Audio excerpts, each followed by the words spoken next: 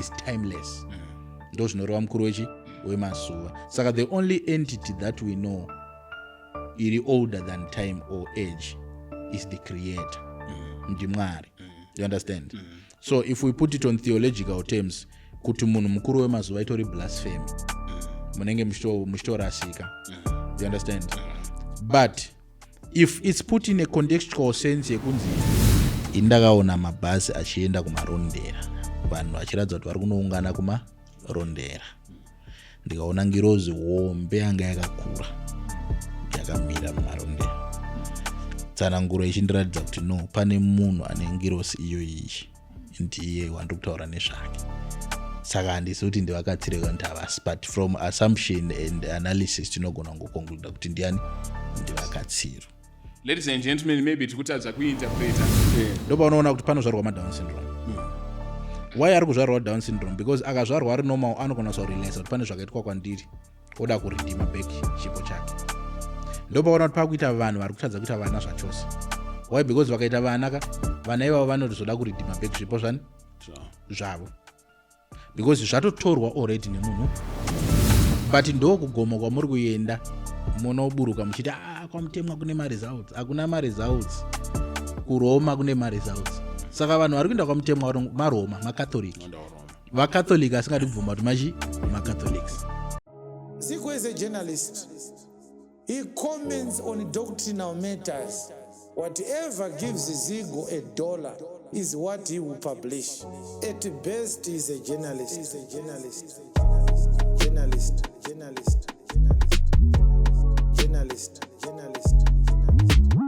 Ladies and gentlemen, we are back again on yet another interesting episode, and this time with Commander Ibrahim.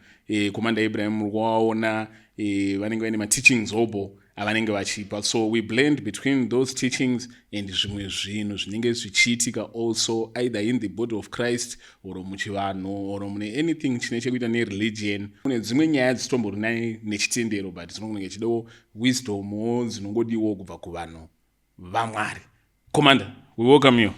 Baba Zico, how are you? Baba Zico aripo. Ameno komuri. Ewa indiripo. Ndakaona makazaza chechi kuti kudombosha.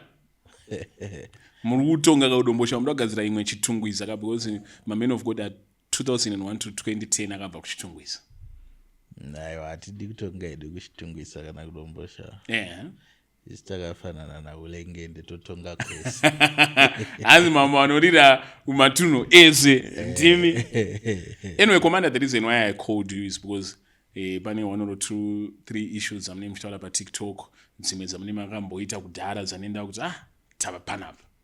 Commander tuze kuti zvakufamba sei. And one of those issues is about the prophecy yamakapa kumapostori. A lot of people vanogona kunge vasina kuona pa TikTok. Munogona kungoti pakabrief kuti prophecy yachange yei. No, the prophecy that I gave on TikTok, I was speaking of a leader apostoric sect based in Marondera, and chiti vanofana unamatiro because vanogona kutisiya, not because varwara or whatever, but because maybe his time is close. Nguva yavo yakudi yakuswedera. But ndichipa futi nyaya yekuti ndo munhu ari kuita kunge ane ngirosi yakabatanidza the whole apostolic sect. Apostoli John Masowe. Yes. Saka murume akafa, vanhu vasati vaita minamato, vanhu vasati vaungana pamwe chete kuonesana zvimwe zvinhu zvoda kugadzirwa. Panoita chaos. Kana tichiinterpreta zvakanaka, tisingave tiri right here tikati muri kuprofita about vakatsiro. Inini vakatsiro handivasivi. Ndinongonzwa kunzi kuna vakatsiro. Ende inini handisi munhu anoda kutaura zvinhu zvandisina kuona. Dei ndakapiwa nezita kunzi ava vanonzi vakatsiro.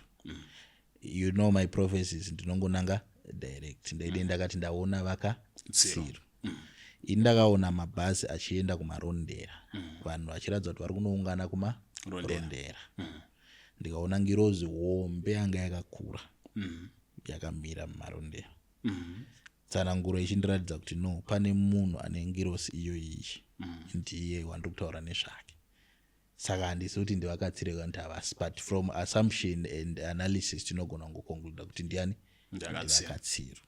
Ladies and gentlemen, maybe tikutadza kuinterpreta. Who do you think kuti ari kurehwa na Commander Ibrahim from the vision yavakaona? But imimi recently manga mina namadzibaba Moze, mamina na Flocha Dispenser, vanhu vekuti marondera branch ingori one call away from them. Vamwe vanobva vati semuprofita hamaigonera kutsvaka dzimwe wei dziri diplomatic dzekuti munoisa shoko through madzibaba Moze robva razonanga kumarondera sekudyidzana kwamunoitawo pachezvenyu. So from what you are saying, tiri kuti isusu ndinenge ndichifanira shoko rinenge chifanira kusvika kumarondera kunani ende richinzi kudii kumukuru wesangano riri pamarondera. Mamata sine shoko ratakareceiva the same way vanhu vekumapostori vakakugamuchirai vakakupai nguva yekutaura kuratidza kuti vanhu vekuti vanokwanisa kuteerera zvamurikutaura. Okay. Ana Flocha vachitoti munhu uyu ana Mwari. So I don't think kuti vachiona chiprofita chenyu vanongoti hachina basa.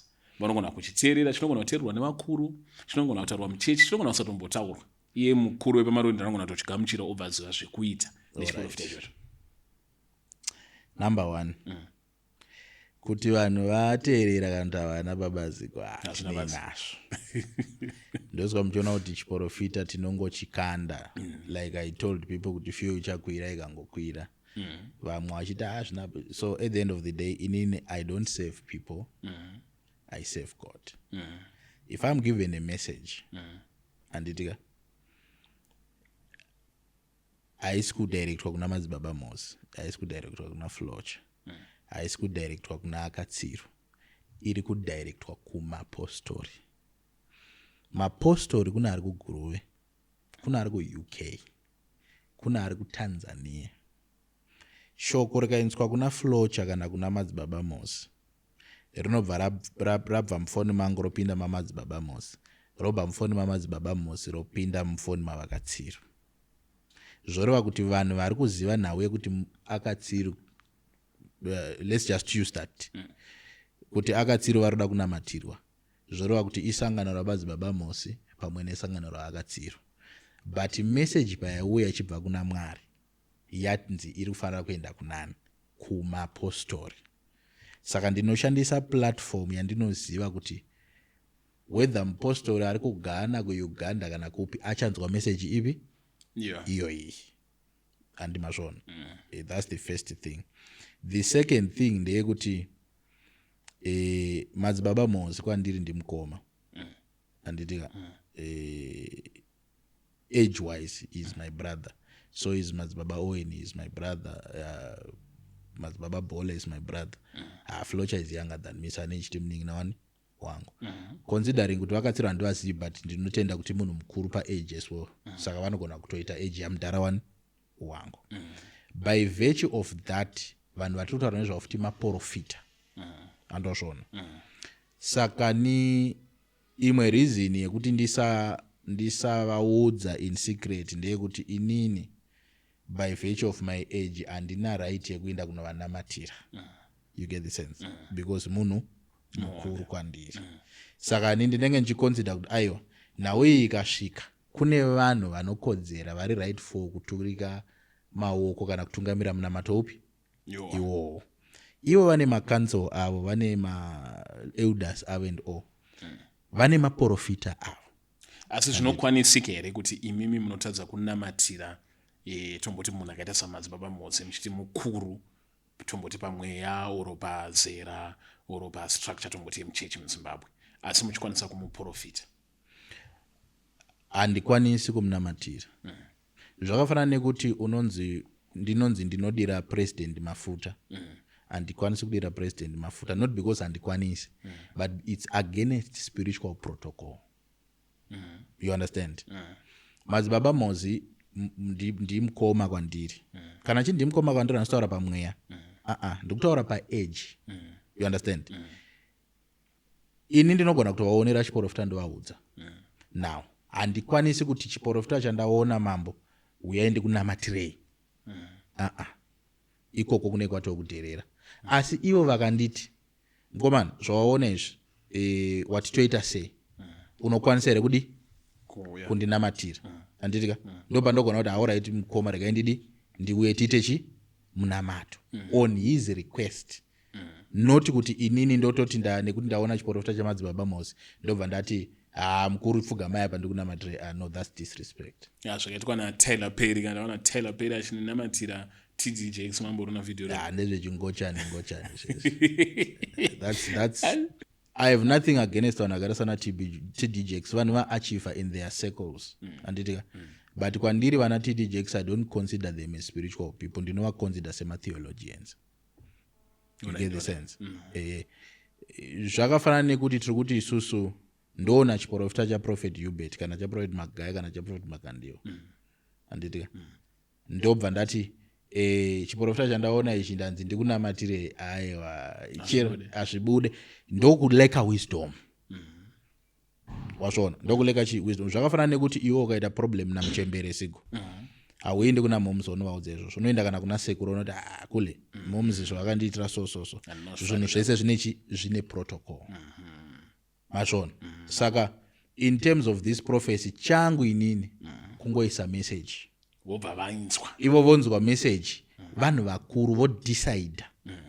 Kune maprofita kupostori anoona onzvera kuona kuti mukomana wezvarutaura ndezveshuwa kana ndezvechi ndezvekunyepa wagera senzi yacho. If ndikazonzi ndadaidzwa ndinoenda but handikwanisi kuenda ndichinoti ndini aiwa ndakuonera chiprofita isamufanira kudai. Commander, tinoziva futi kuti mimi mune kahistory nemasowe oro mapostori since makambotaura kuti mamine side revabereki ndakambopinda ikoko makambopindawo. Saka it's just ordinary kuti zvafanana neni ndinongoisawo munhu yangu muzvinhu zviri kuitika uzayoja nyango zvikanzi handisi kupinda uzayoja izvezvi neni ngoriwo interest yekuda kuziva kuti zvinhu zvokufamba sei. So pane two zvinhu zvandoda kungobvunza. Chekutanga kuti mapostori participation yavo mupolitics because vanhu vanenge vachitaura ivo pachezvavo vanenge kurwisana kwakaita sei kwavari kuita. Mimi munotora position ipi yekuti mapostori anofanira kuparticipate in politics here kana kuti hafanira kuparticipate zvamuchose oro kana vachiparticipate vane paunofanira kugumira uchisiya mapolitician oenda ega. Kuchechi kwangu inini munhu anotendedzwa kumadoro asi atendedzwi kudhakwa oita kunge anopenga atendedzwi kuita kunge addict but munhu anotendedzwa kumachi kumadoro. All right. That's the doctrine of my church. Of your church. Handifunge kuti kuyefa ikotendedzwa doro handifunge kuti kusayoja kunotendedzwa doro. You understand? Handikwanisi kuti mapostori ngaite politics handikwanisi kuti mapostori ngasaita chi politics because handizive doctrine ravo kuti rinovatendera kuti vanokwanisa kubva papi kusvika papi. Saka ndine ndichitoteererawo kana vachitaurirana ipo paipai vamwe vachiti ndizvo vamwe vachiti hazvisi. It's according to their own doctrine. What I can say ndezvekuti it is not a spiritual act. It's a carnal act. Mazvona. Saka inini as long as vanhu vanamati kanditi vanamati ndichingokambasa munhu wese as long as zviri kuti vane vanamati zvisinga affect spirituality yevanhu nenyika handineinazve. Kwandiri it's not an issue to debate. Mazvona. Zvakafanana nekungonzi mufundisi ninge vane girlfriend ndiyavo kagirlfriend yacho and haasi mukadzi wangu girlfriend yani yavo saka it doesn't affect me. Azvisvibisire mamwe mafundisi akaita semi kuti mune maungonzi mafundisi emuZimbabwe arikuita zvemagirlfriend ndosaka pai muchizongoa Bible richiti if your brother is overtaken in sin anditi you don't ignore munoona kuti momudzosa sama mafundisi anenge ari kana mabrother enyu tinofanira kuti tatongoignore here zviri kuitika kune mamachechi. Alright, number one in example yatapa ndikandidzokorodzi ndati as long as it doesn't affect spirituality yenyika nespirituality yevanhu kwandiri zvinhu izvo zvazvina basa. Just like nye issue yawapa yegirlfriend girlfriend haiaffecti Mwari haiaffecti gift yemuprofita. Kwandiri zvinhu zvisina basa. It's a personal decision. Saka girlfriend haiaccept gift yemuprofita because I affect. It's a carnal act. neichizonzi akana munhu wamwari ari muchivi tombomubvisa pastage. No, those are all religious doctrines dzinogadzirwa nevanhu according to their churches kunzi dzinoisa munhu paspecial unozodi. But inini ndinomira nezvinhu zviri spiritual kunyanya. Kana zvisinga affect spiritually hazvina basa neni because it's personal benefit. You get it? Saka zvekunzi vanhu vachati vafundisi vari kuita zvemagirlfriends variko kavasingaiti zvemagirlfriends vanhu ngavaende kupi ikoko. You understand? This is a personal inzwa ibabaziko. These are personal things zvinoitwa nevanhu because remember vafundisi vacho vatori vai vanhu. Saka inini handina nguva yekuswera ndichitarisa manje kuti mufundisi ningi personal life yake kana kuti personal character yake anobehave sei. As long as ari kuita duty raakatumwa naMwari asiri kuaffecta. Tinotanga kusumudza musoro munhu akatanga kuti kuvanhu musatenda kuna Mwari kana kuti munhu akatanga kuitisa vanhu zvimwe zvinhu zviri spiritually unbalanced like issue yekunzi toda kutsindira mushonga mukati menyu nenhongeyo yechirume kana kuda kugezisa madzimai vakashama uchiti wageza munyama. Now there is a problem. Ndomitirwa zvinotoitwa izvozvo. Havariko vanotozviita izvozvo vakadhakwa bre. Saka what I'm trying to show you babazigo ndezvekuti inini manje ndikutaura this one is personal and isikuda kuti vanhu vahotspoteka. Inini I don't really care what people say about me or think about me because vanhu havasiri vakandidana ka ndochekutanga. Chechi2 ichokwadi vanhu havasiri vakakudanai but paya panenge pakuzotaurwa kuti Jesus he found favor in the eyes of both men and God. Kureva kuti Jesu zvatori important kwaari kuti adiwe nevanhu zvese naMwari. Jesu aidiwa nemafarisi here baba akwete nevanhu vese ka of course. Ndo zvandiri kuzama kutaura kuti nandisi mari manje yekuti ndoda kudiwa nemunhu wese. Because those who are close to me, those who come to me, those who understand what I stand for will see me clearly. Unoziva kuti baba zeko chero kanzi uri munhu ari straight hauna any record kunotaura umwe munhu asingatongokufariri. Chero kanzi waita chakanaka sei afadi I appreciate. So at the end of the day I live my life for me. As long as I know kuti inini naMwari we are correct vamwe vese vanhu akana basa baba atini nawo. Todzoka panhau yemapostoli tanchitaura the second I think and probably last issue on mapostoli. We have got to say week now atova a prominent mupostoli muZimbabwe unotingati kuti brand ambassador and he has got zita rikuattributwa to him kunze mukuru wemazuva. So some circles they find it disturbing kuti vanoona kunge zita iri should be attributed to God and God alone, since pachinzi God is a jealous God chichichi. But it seems like men of God obasumbotauro about that issue. Does it mean kuti izita rinofanira kushandiswa pamunhu since vanhu vaMwari musiri kutaura about that? Does it mean kuti it's okay? No, inini I comment on that. So number one, kuti vanhu vanzwisisa kuti the answer that I'm going to give is not a personal answer. It's not a personal attack. And mapostoli dzitora hama dzangu and I stand with them in solidarity. Pese panotopiwa vanhu mota, pese panotopiwa vanhu zvinhu nasei week no I will go and support. Vamwe vaive nepfungwa dzekuti ndiri kuzviitira because ndoda kupiwawo yangu mota. No, I support what is good. That's what I stand for. At the same time inini handisi munhu hotspotwa mufungiro. You understand? So when we say mukuru wemazuva we need to look at the origins of the word mukuru wemazuva. Mukuru wemazuva harisi word rekumasowe.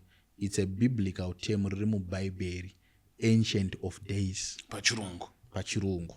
Anditika riri kureferenzani? Riri kureferenza Mwari, ancient of days, mukuru wemazuva. To simplify it tiri kuti isusu uyo mukuru kune mazuva, which means he is older than the time itself or the age. Saka he cannot be put within the same category nenguva. He is timeless. Ndo zvinoreva mukuru wemazuva. Saka the only entity that we know iri older than time or age is the creator. Ndi Mwari. You understand? So if we put it on theological terms, kuti munhu mukuru wemazuva itori blasphemy munenge muchitorasika. You understand? But if it's put in a contextual sense yekunzi mudara zigo makapenga aupengi, hatisi kutora word kupenga in its literal sense. Tiri kuritora in a way yekuti we are hypening someone, tiri kubiga munhu, saka islang. Saka tikati isusu tiri kutora word rekuti mukuru wemazuva as a slang expression of greatness on someone, then it makes sense. You understand? And does it cease to be blasphemous? No, it doesn't cease to be blasphemous. That's where I'm coming.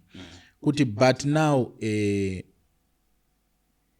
zvazvinoita manje ndezvekuti pane level rinosvikwa nemunhu panyama nepamweya rekuti pane zvimwe zvinhu zvisingafaniri kushandiswa towards munhu iyeye, which then becomes a danger to that person. Anditi aungati iwewe wasangana na president anditi over what mudhara makapenga badrabablas makapedzera, you don't use those words. You understand? So ndiri kuti inini level rasvikwa naSewicknell panyama nepamweya, because Sewicknell mumweya vakutorecognizwa. That's why uchiona kuti when it comes to entities that represent prosperity and money mumweya dzakutoita appearance kuhope dzevanhu saSewicknell. Ndozokachiona kuti vanhu vakawanda ndo ndarota Sewicknell, because he is now standing as a symbol of prosperity in our country. Asi maflashbacks ere ezvinhu no, asi maflashbacks haisi nyaya yekuti waswera uchizviona. Aiwa vanhu atinga no, it's not that zvoitika tsimoziva ndoziva, but zvandodotaura izvi it's on a spiritual level. Anditika saka inini personally I wouldn't advise people kuti vati Sewicknell, kuno vadaidze Sewicknell vachivati mukuru wemazuva. Ngava it's better tikavati isusu ndiye mukuru werudo panguva yedu, pamazuva edu, kana kuti mukuru wekupa pamazuva edu, not kuvati mukuru wemazuva. Because the moment they are saying that, spiritual people understand that once you are given a certain rank mumweya yausiri, even the detail yezvinhu zvinokurwisa mulife mako inochinja. Saka it might not make sense now because it's in his prime, but zvinhu zvekuti zvinogona pamwe kuzovanetsa mangwana. You get the sense? That's my view. Can you liken it to the same zvakaitwa na Prophet Passion pawakati used my names on Gerald President Mnangagwa chichi, but akangoti Mnangagwa ndiye mwari weZimbabwe, and then akazopa a justification in comment section apa anyora a scripture raitaurirwa Moses vachinzi I've made you a god of chichi. In Egyptian culture, Egypt was not ruled by a king. It was ruled by a god. So the king's name was called Ramses II. Ramses II would then go through certain rituals of different things, including gold baptism. When he then emerges, akubuda ipapo, anenge akunzi Pharaoh. Pharaoh was not a king. Pharaoh was a god amongst the Egyptians. So when a god, he has prophets. That's why kuchinzi Moses paakasvika akakanda tsvimbo pasi, vaprofita vaFaro vakakanda tsvimbo dzavo pasi. Zvanga zvisingarevi kuti vaprofita veumwe mwari vanoshandira Pharaoh. No, vaitove vaprofita vake because he was considered to be a god. So now there is a law. Anditika mumweya. You cannot stand in front of a prince if you are not a prince. You cannot stand in front of a king if you are not a king. You cannot stand in front of a god if you are not a god. Saka Moses de akaenda achinomira pamberi pa Pharaoh as a prophet. He was not going to get the audience of Pharaoh because Pharaoh was not a prophet or a king, he was a god. So God had to elevate Moses, kumubvisa pa level rekuva a prophet, kumuita a god, so that they can be in the same level na Pharaoh. Then also mpa Aaron as his prophet. So that the prophets of Moses, of Pharaoh, will not deal with Moses, but will deal with Aaron. Could it be the reason why Moses akaperforma miracles akawanda kuti aconvince Pharaoh? Yes, because they were on the God level. This was a God way. It was not just a prophetic level. because vamwesana Joshua taingopinda fight. You get the sense. For Prophet Passion to then make a comparison to that, it doesn't make sense because Zimbabwe is not ruled by a god but by a king or a president. You understand? Right now we want to look at some of the posts dzakaitwa Commander Ibrahim, but toda drama parallels between Chiwano nekunamata. And the first thing that we want to look at is about the use of my traditional medicines. Makaposta futhi pa TikTok in a video pamba na Rastaman. Fact yoti makaposta it means my indosa probably zvaitaura. Achiti iye munhu anoramba mishonga midzi yechivanhu. Asi achida pills and what anoziva here kuti zvinhu izvozvo zvakagadzirwa nei, mapiritsi aya akaita sei akagadzirwa nei. Zvinoita here kuti apostol vadirecte munhu kushandisa maherbs mishonga. Muri sei vanhu? Ndomura kubvunza kuti mapiritsi anogadzirwa nei because ndinoona sometimes kuti munhu akapiwa kana akazi gubhu rinenge rine midzi akanzi nonomwa anofunga kuti mishonga yacho yabva kumadhimoni. Kasi mapiritsi anobva kudenga kana pasi pemvura. Nani mapiritsi anogadzirwa nemaherbs sema anchangokupa iwo emakwatiwo. Chinongosiyana nedosage chete. What was really your point there? Okay, so we were Nandapa a comment about my young brother Apostle Bimbatsi. He has a company, my herbs. So he was promoting his company. So Panama attack an apostle, why would you give people herbs? Now ceiling iri idenga, roof yemba idenga, ma clouds idenga. Heaven idenga. So our Shona language ine zvimwe zvinhu zvainogona kutaura but zvichireva zvinhu zvakadi zvakasiyana sekuti mushonga kana chiti mushonga tinogona kuti isusu maspells mishonga sorcery mishonga poison mushonga kutaura zvakaipa mushonga ndolowani nezwa ndolowani no andolowani andisi all right ndolowani kana sikazii ndolowani mai gondoros mushonga anditika saka what point yandaizama kuburitsa aisiye all right kune two groups dzevanhu vari kuchivanhu kune ng'anga nevarapi varapi vanhu vainzwisisa maherbs kuti munhu kana achinzwa mudumbu tikamucherera mudzi wemurumanyama tikamupa mudumbu munodi munonyarara anditika kana munhu achinzwa zino tikatora kamba kegonye remumutohwe kaya tokaputira mucheka tonyika mvura todonhedzera pazino rinodi rinonyarara. Zvinhu izvi it's wisdom, it's knowledge, hazvina mweya mukati. You understand? But kuziva kuti mheni inogadzirwa sei, my ingredients emheni tinoiti mishonga futi iyoyo, izvozvo zvadiabolic. Saka mishonga yandaitaura kana kuti zvandaiendosa maherbs kuti there is nothing wrong with eating herbs because zvawangofanana nekuti wangoenda ukanopiwa paracetamol. Antibiotic pill, it's similar to garlic. Garlic ine ma-antibiotic properties. Saka izvozvo hazvina problem. Zvandaiti inini zvine problem, hazvandoti zvine problem. Ndezvekuenda wonoshoperwa wobva wagadzirirwa chikwambo kana anything that is spirit filled from the diabolic side. Izvozvo hazvitenderwi ipapo. Herbalist ndeupi? Ng'anga ndeipi? Where do you draw the line? Herbalist herbalist anongoita zvemaherbs akata. Ng'anga dzinokanda. All right. Herbalist munongoziva kuti uyu munhu uyu tinoenda kwaari tichida mushonga ine chekuita nezvinhu zviri body wise physically. But ng'anga ndokwamunoenda kana muchida zvinhu zvine chekuita nespirituality. That's the difference. In one of the videos, maita ngemukujustify futi ung'anga, but in one video makazoita ngemukutaura kuti ng'anga ndo varoi futi. No, number for that justify ung'anga if makati maybe if you can remind me pandai justify ung'anga because ng'anga muchishona chaicho chivanhu kwakusina chinhu chinonzi ng'anga kwaive nevarapi nevaratidzwi nevanhu vaisvikirwa kuti ng'anga varoyi because ng'anga ndokwega kwaunoenda uchida chikwambo, ng'anga ndokwega kwaunoenda uchida kurumisa munhu nenyuchi. Ng'anga ndo it's a vigilante in the spirit, haina boundary kana limit, haina chainonzi ichi inoita ichaidi aiiti. Even ukaenda uchida kuiuraya inogona kutobvuma kuti ndibe unogona zvogona kutoitika futi izvozvo. So I have never justified chinhu chinonzi ng'anga. Saka kwamuri hakuna ng'anga, kungori nevarapi.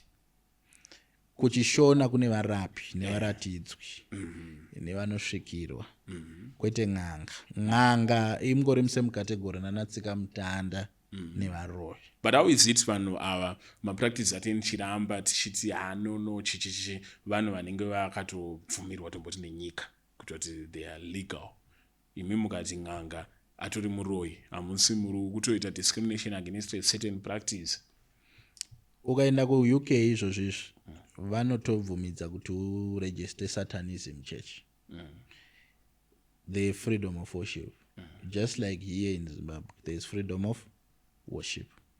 Munhu anenge ndosika kune ma-institution akaita sana Zinata anditi anototendera vanhu masangoma whatever anditi it's because this is a free country. Saka everyone is freedom of worship. As everyone is free will as well. Saka inini ndikati handifariri ngochani, ndini ndisingadzifariri. Ndikati inini ng'anga dziri musemugroup nanatsika mutanda nevaroyi, that's me ndiri kudaro. Handisi kuti nyika ngaidiscredite ng'anga, no. Inini personally my view of those people ndizvozvo. Wazvona? And then vamataura about kuromba versus kusimbiswa. Yeah. Hachisi chinhu wani. Zvakasiyana maherbalist neng'anga. Pakuromba kana kuriko kunzwisa kwandinoita, unopiwa something chinenge chiricho the source of whatever success yaunenge ita sei yaunenge uchiita.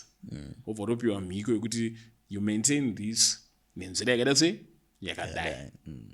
Ndokuromba. Kokusimbiswa unenge wakuitwa sei? Alright, kuromba zvawataura it's part of kuromba. Kuromba kune maways akawanda akasiyana. Kune kuromba kwekuti unotoenda mufuture unotora zvipo zvevanhu. Kune kuromba kwekuti unosacrifice vanhu. Kuromba kwakawanda kwakasiyana. Kuromba kuti mufuture unotora zvipo zvevanhu. Yeah. Kubirwa chipo. Kubirwa chipo. Saka chipo unogona uchibirwa usati wazvarwa kana kuti wazvarwa. Asingana zvinhu zvacho zvichiitika usati wazvarwa game racharisi fair. Hausitomboona mwana wekuti vanongokura vakatokusvaka zvakatongooma. No matter how much they try zvakadhakwa.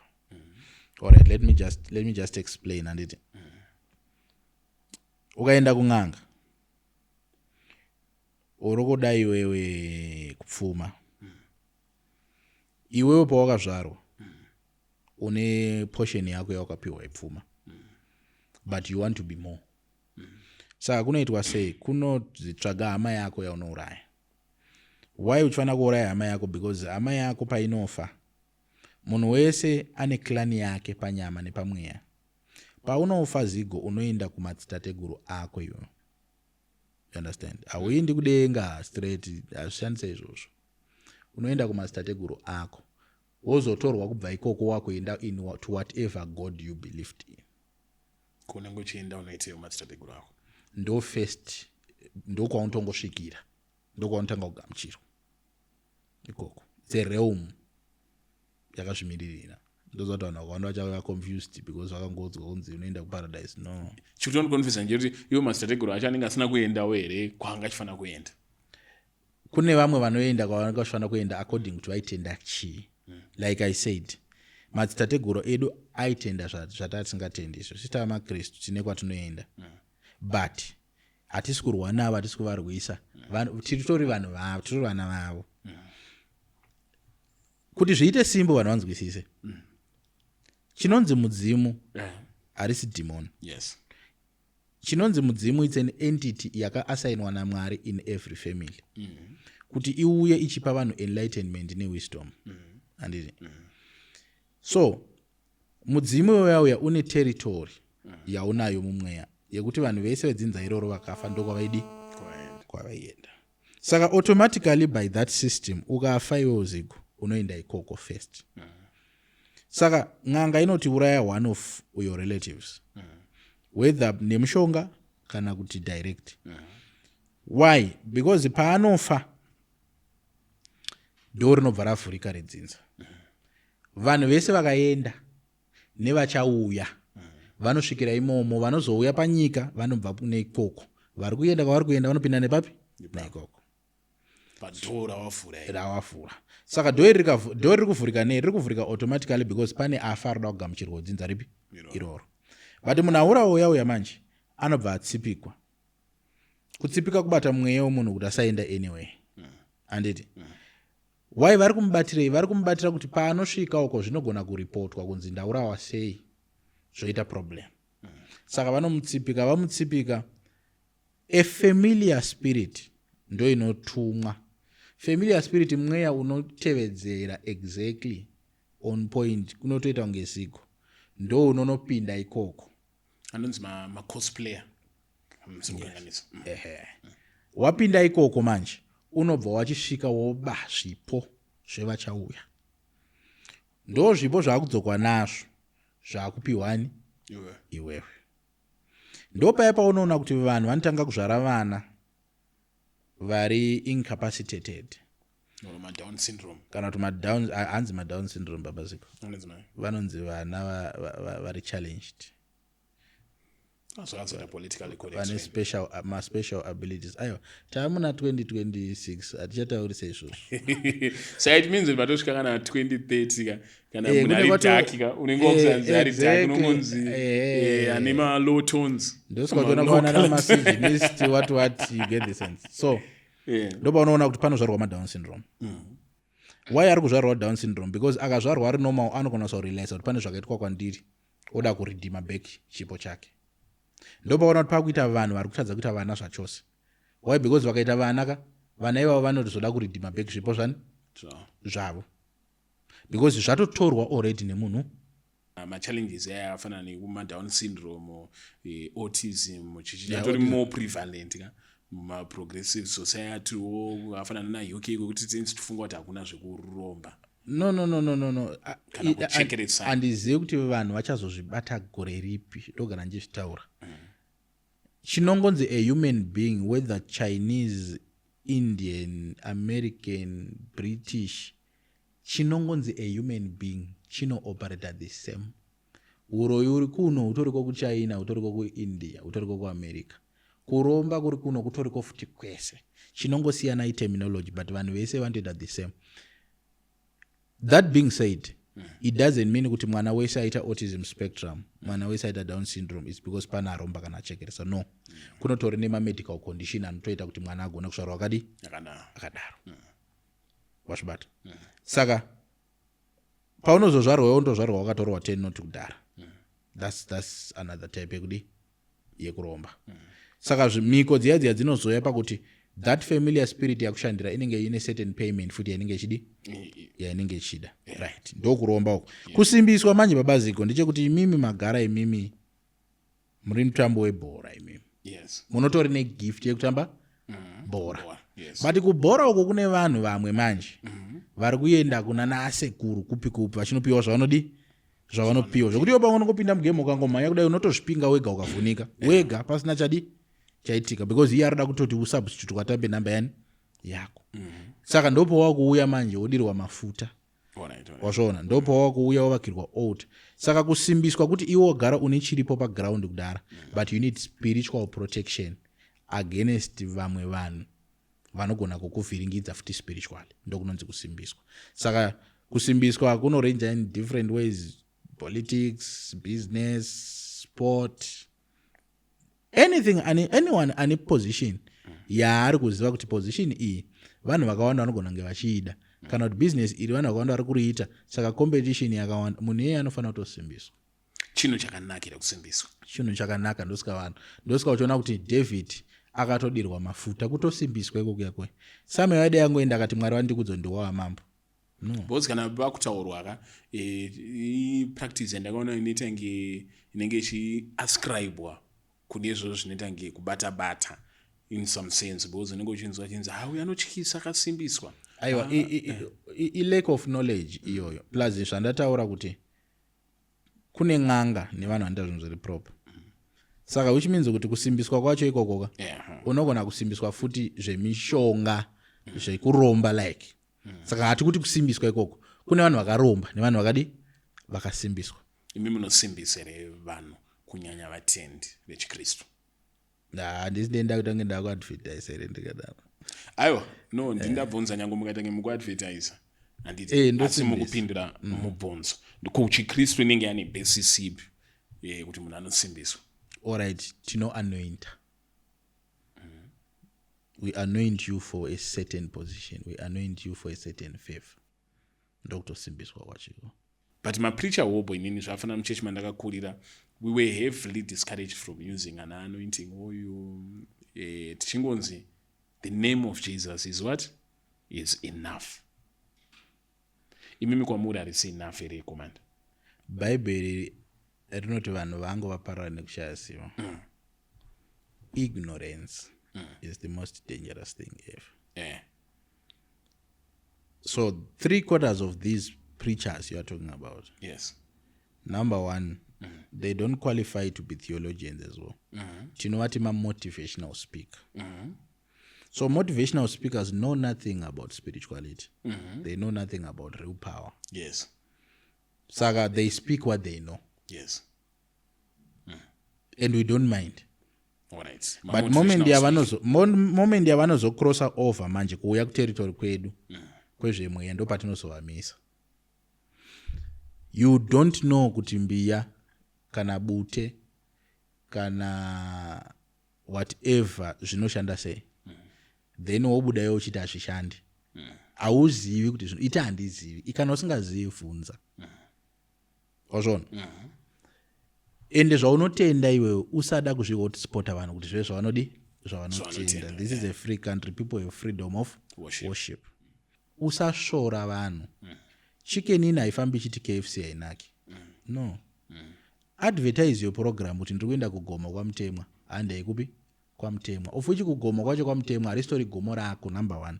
Number 2, altar yauri kuenda uchinoproduce mari zautsi iyoyo haisi altar yechechi yako. Itori altar yeRoma. ndeemaroma yakatovhurwa nemafata ende mafata anoshorwa chaizvo nemapentekostal. You see, of which mafata iwawo tikazvitarisa kuRoma kunotoshandiswa holy water, kunotori neoil, vanotopisa essence.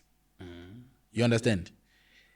Chinonzi mbiya vanopfugamira muchinjikwa vanotoshandisa rozara vanamata mai Maria. But ndo kugoma kwamuri kuenda munoburuka muchiti kwaMutemwa kune ma-results. Hakuna ma-results. KuRoma kune ma-results. Saka vanhu vari kuenda kwaMutemwa maRoma, maCatholic. VaCatholic asingadi kubvuma kuti machi maCatholics.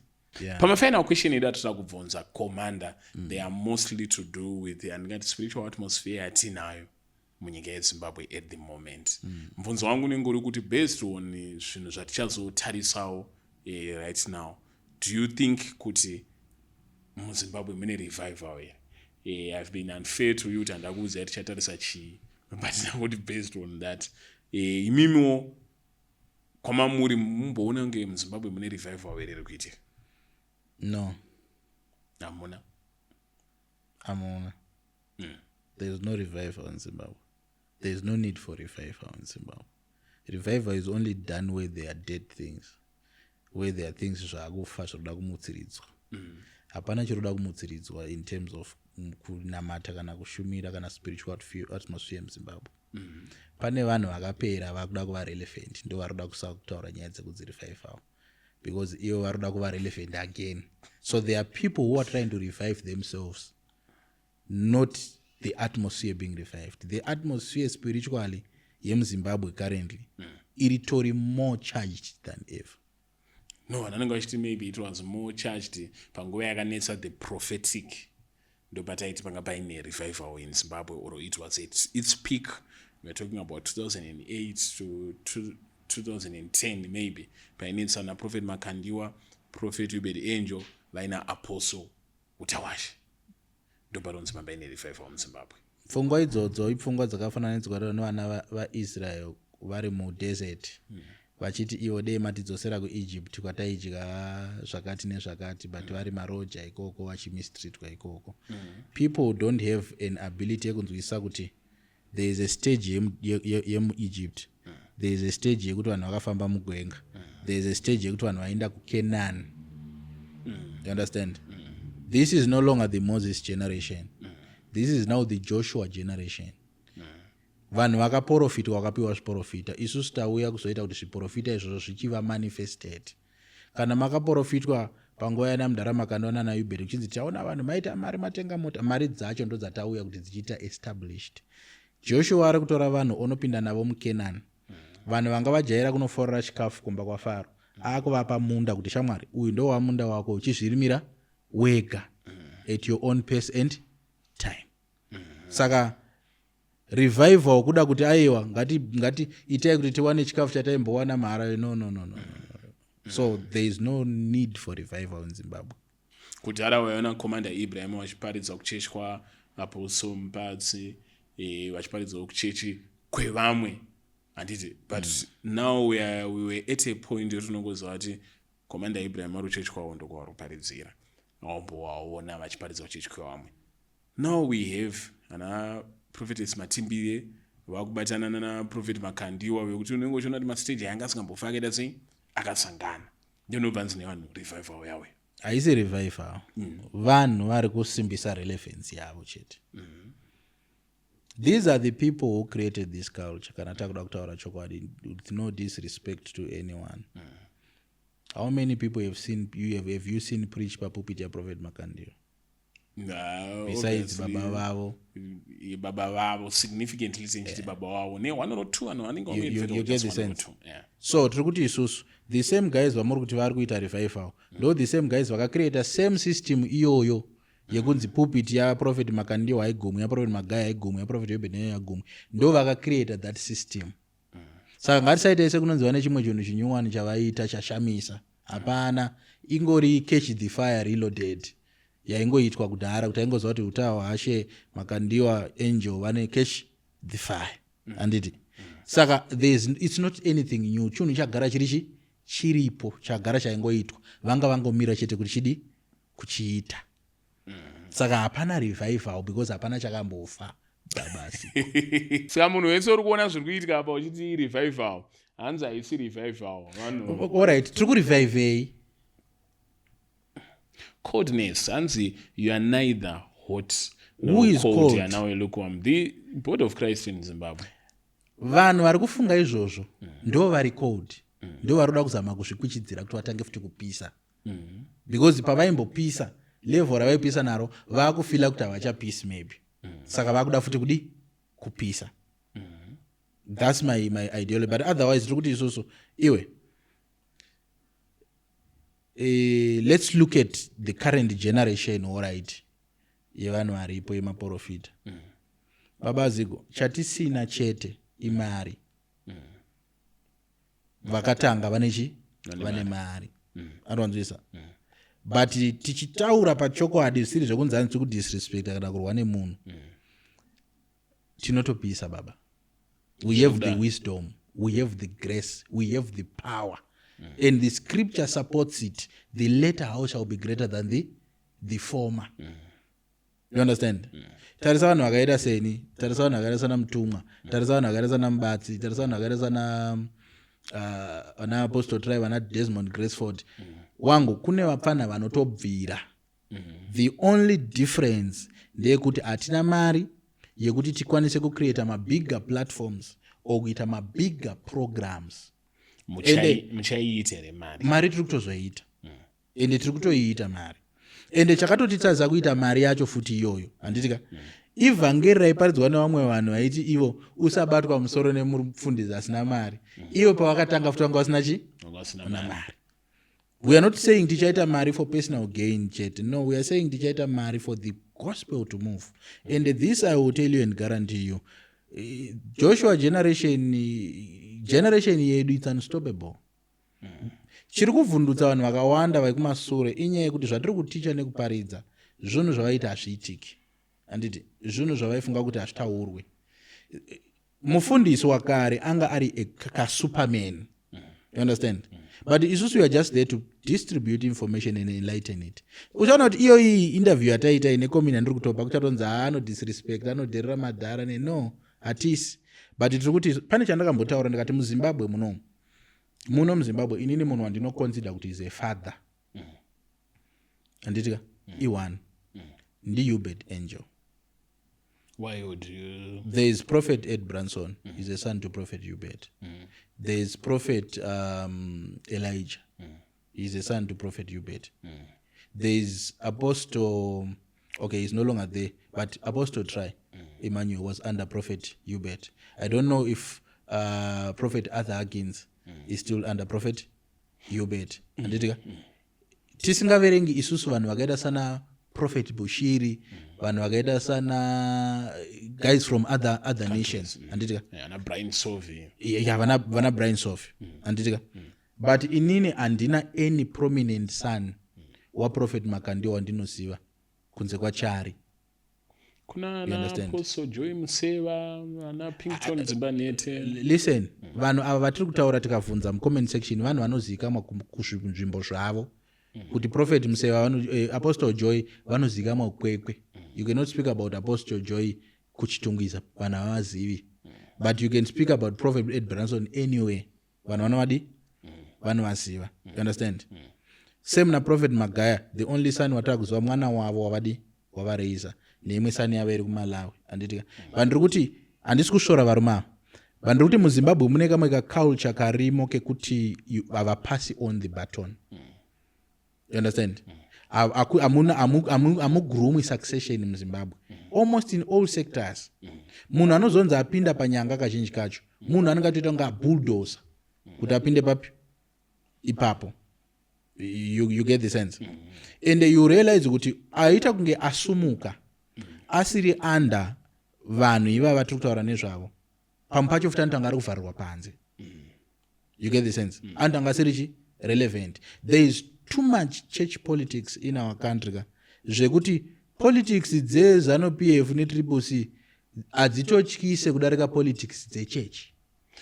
But politics yasukonzereswa here neiyo the sonship teaching yokuti uno anenge kuti ndiri wa Apollos, uno achiti ndiri wa Paulo, uno achiti chichi anditi. Whereas if we had taken heed of scripture, though you might have 1,000 instructors, you have one father. And one father wacho toti ndiani ndemwari mama instructor oitachi mumwe wese. Politics are square. Do you know why Baba Zigo chikwanisa undoona ndiri kupostori namazi Baba Mose? Anditika okwanisa undoona ndine zvigure, okwanisa kundoona ndine mamuslim. It's because ndino understand kuti number 1 mwari aswe maKristu chete. Mwari ari kwese. Because mwari akawe maKristu chete are limited. That's the first thing. The second thing, takautoona era iyo iyi yedisunity ichicreatwa nemafathers edu watiri kutaura nawo ari kumusoro. Chii chinotadzisa kuti panzi, let me tell you what I will consider a revival kana what I will consider something great in this nation of Zimbabwe. Musi wandinoona poster rina Prophet Makandiwa, Prophet Magaya, Prophet Angel, Prophet Apostle Utawashe, Bishop Mutendi. Anditika Mazibaba Katsiru. Anditi St. Nimrod. St. Nimrod. Kune vecheche green vanonzani vamabhisa, Bishop Mabhisa. Anditika gorera chanzi taona poster rakadaro kune munamato weZimbabwe uri kuitirwa ku National Sports Stadium. Anditi then we will know kuti zvesure apa paku exhibitwa rudo. Because chinonzi love is not like you have to love someone to accept love. Kuzviti inini ndichazvihambla. Bible not humble yourself and the Lord shall lift you up. Because right now chingoripo ma territorial commanders baba. Kuti iyi nzvimbo yangu, ava vanhu vangu. Ukaita ngo wapinda huko ndo pakutanga hondo dzandiri kutaura chi politics idzodzo. You get the sense? Saka so far in Zimbabwe Bishop vatiri kuona vachibuda na Prophet Makandiwa anditi Bishop Nyati anditi this is not a secret. For over years he was against the movement na Prophet Makandiwa. He was against that. Saka tiri kuti vazotendeuka here vakuona kuti aiwa chakati. You get it? so kwandiri inini ngavaite vari kuita varume vava inanei navo because in my ministration life anditika I have really benefited from vanhu vakaita sana Prophet Makandiwa indirectly because ndaitenga madhiski avo ndoteerera. I have benefited from vanhu vakaita sana Bishop Nyadi because ndaiona administration dzavo from afar dzavaiita ndokopa anditika kuti ndizoti zvino inini I want to incorporate myself to those men it's a waste of time for me. Assuming you're a spiritual son to someone, you have claimed that Yes. before. Yes. How do you maintain the relationship between a spiritual son and a father? Is it subscription based here? Kuti mune muchisenda 500 per month. Ndaraunga anonzi Prophet Farai Chawacha. He is based in Kweru. He is a man, number one, who understands my calling. Number two, he is a man I have access to. Direct access to at any given time that I need assistance, whether physical or spiritual. You understand? He is a man that I connected to not by virtue of brain zangu, but because it was aligned like that namwari. Ndaitodawo kunzi pamwe ndirisani ya Prophet Hubert, kana ndirisani ya Prophet Makandiwa, kana ndirisani ya Prophet Magaya. Pando pandokutaura kuti izvozvizvi very accessible here varume vacho. Understand? Chero ndikanzi inini zigo ndaita busy say. All right, I'll give you an example. Anditika. President Emerson Mnangagwa. Ndo vari kurana nyika. Everything is on his head. But mukoma shoni wakapinza foni wakafonera president avadavire. Vandavire because mwana wani wavo. But manje sonship yekuchikristu nekuchechi is not like that. Unogona kutonzuri sani yaningi kuti alright kutozonzuri uite sani yaningi pane zvakawanda zvinenge zvichida kuconsidwa ipapo. But murume wandinoti father inini ka murume akanditora ndine boots 1 batch 1 neshirt 1 achindiudza kuti God told me of your greatness. Saka nenda kakugara bamba so murume wekuti aindifonera kuti kumba kune upfere yotori mari yechi yeupfu. Murume wekuti kwa ari ndanga ndakafanana na Elisha wa Elijah. Munhu anondifudza day and ndikatoposta video pa phone panga pa TikTok. Ndogona kutofonera onzi comrade video ramaposta arite ribvise ndotobvisa. Saka he is a father. Haasi father we flambo wekuti ndoti nini ndiri mwana wa prophet saka ndobva ndaisa posta ra prophet ndiri kuda kukura because of Prophet Hubert. No. You get the sense? That's why he is my father. Commander, tipewo kanyasha dzekuina betting. Mwangu ndibata ruoko kudai nyasha dzangu zaita. I'm to promote a social ill. A cancer actually in the society. Bozi imimi muri kuwina. Ende vanhu muri kupa nyasha pamwe vari kuwina. But there are others who are going to lose. There are others who are going to be addicts. There are others who are going to have their families destroyed. Ukatora chigubu chemvura chevivon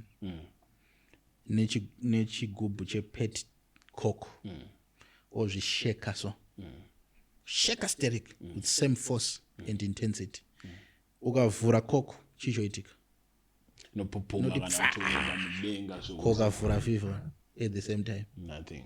because the nature of water aipupume the nature of coke inopupuma. Kana munhu agara asina order ari drug addict kwete drug addict ari addict ari munhu asitongorina order munhu ane ma-ill morals whether abeta aana is the same outcome in nature yake. So it's not the practice in a problem. Practice haina problem, munhu ndiye ane problem. Why am I not an addict? You get the sense? Because it's not in my nature. Why ndisiri kusumudza TV kumba kwangu ndoti ndiri kutengesa ndibheji? It's not in my nature. Saka ngatiregei kuwanda nekuti betting yakashata.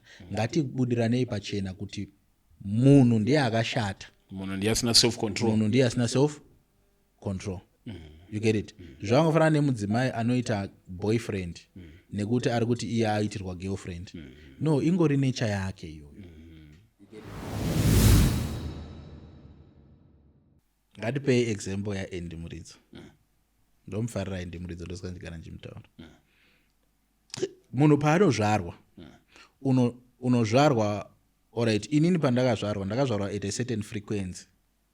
Frequency yangu inondipa ability yekuona singaoni vamwe, kunzwa singanzwi vamwe, kuita singakwanisi kuitwa nevamwe vanhu. Ndini ndinozochuza religion side randichamhanya naro, kuti ndichaenda kuchivanhu here kana kuti ndichaenda kuchikristu here. Saka ndikauya kuchikristu seizvozvo munobva mande ndiri muprofita. Denda ndiri kuchivanhu maidei muchinditi sekuru.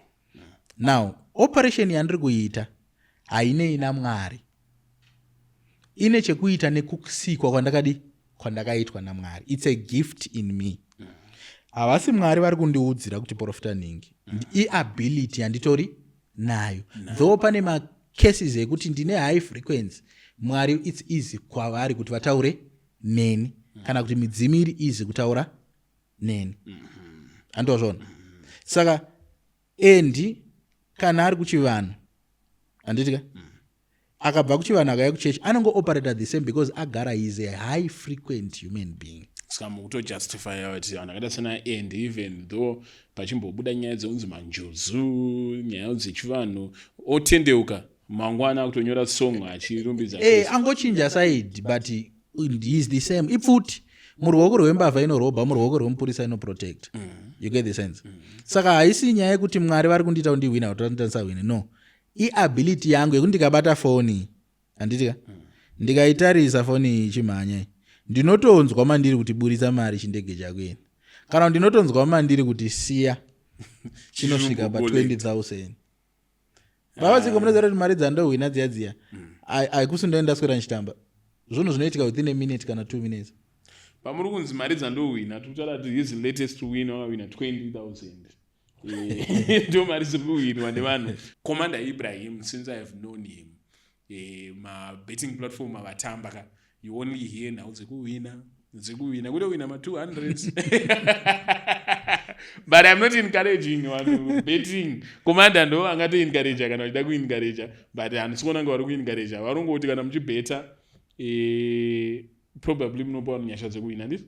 Nyasha tinotokupai. Ndine group randiri katovhura ka.